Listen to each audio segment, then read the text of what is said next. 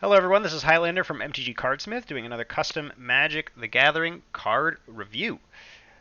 This is another card by our friend Arceus from his set Blackened Skies.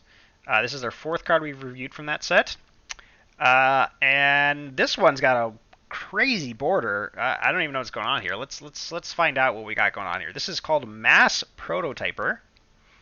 It's a 5-mana artifact gadget. Okay, let's see what we got here. As this gadget enters the battlefield, you may put it over or under another gadget you control. They form an assembly of the gadget on top, plus all cogs from under it. Okay, so it seems a little bit like mutate. I'm not sure what cogs are yet, but there's a big thing here that says cog. So tap 3 other untapped artifacts you control. Activate only as a sorcery. Wait. I'm a little confused. Create a tap token that's a copy of another target artifact you control. I'm not exactly sure how this card works. Okay, let's reread this.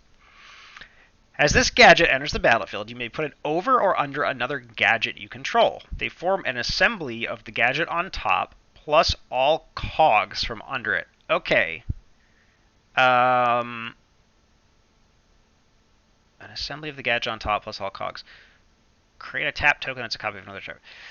Okay.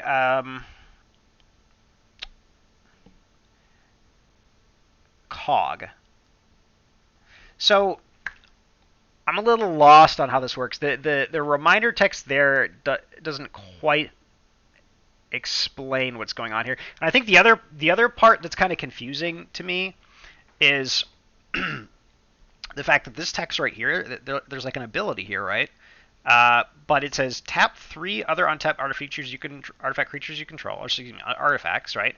Colon, which means this is the cost you're paying, and then activate only as a sorcery, which this would normally be like the effect of the ability, right? Which would come after the colon.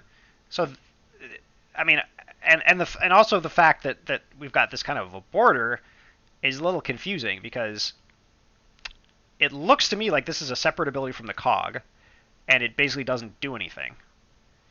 And the cog says create a tap token. Yeah, this is a little confusing to me. I mean, if I had to guess how this works, I would assume that basically what happens is you can tap 3 other artifacts you control to create a tap token that's a copy of another artifact.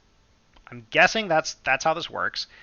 But then if let's say you have another one of these, you can pop it on top of this guy, and now it has this ability, but it creates 2 tokens that's a copy of another artifact creature you control, or rather you get 2 instances of this effect, I should say.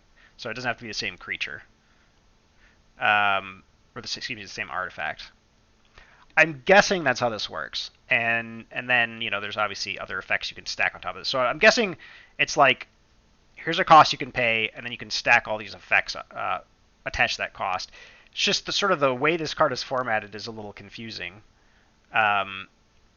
especially because of this. Like, for example, this to me would make a lot more sense if this said like tap 3 other untapped artifacts you control, colon, and then that would be it for this box, right? And then the cog would be create a tap token that's a copy of another target artifact you control, activate only as a sorcery.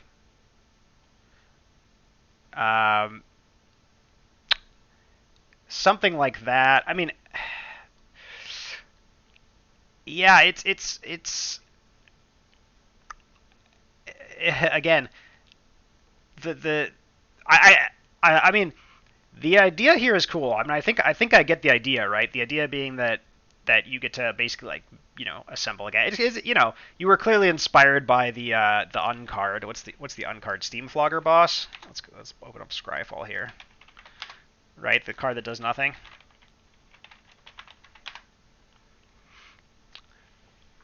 If a rigger you control would assemble a contraption, it said it assembles 2 contraptions instead. So yeah, I'm guessing that you were inspired by a Steamflogger boss, and you were like, okay, well, how would somebody like assemble a contraption, right? And you kind of came up with this gadget system. So if it works the way I think it works, I think it's pretty cool. Uh, uh, I just I don't know if that's how it works. Okay, let me just read this one more time. As this gadget enters the battlefield, you may put it over or under another gadget you control. They form an assembly of the gadget on top plus all cogs from under it. So yeah, I think that's what's happening. I think it's like the top gadget has the cost of the ability, and then all of the cogs are the effects of the ability. I'm guessing that's the case. So I'm just gonna go by that assumption. But I think that you could kind of do with a little bit more clarity on this. So that being said, the idea is there. I like the idea a lot. I think there's a lot of potential here for design. I like the idea of like building up a gadget. I mean, that's really neat, nice and flavorful. Um, this particular effect, creating a tap token that's a copy of another artifact, that's pretty strong. So I see why you cost it at 5, and you have to tap through other untapped artifacts. Um, so the cost is also pretty high there. Well, I guess relatively high. It depends on how easy it is to get artifacts. But yeah, I mean, I like this card. I like the idea of this card a lot. I think the formatting could use a little bit of love. So I'm going to give this one a 3 out of 5. The idea is there. I think the execution is not 100% there. It's a little bit too confusing. But yeah, we'll kind of keep an eye on see if you give us some other gadgets. We can kind of maybe figure out a little bit more about how they work. Sorry, still learning to talk.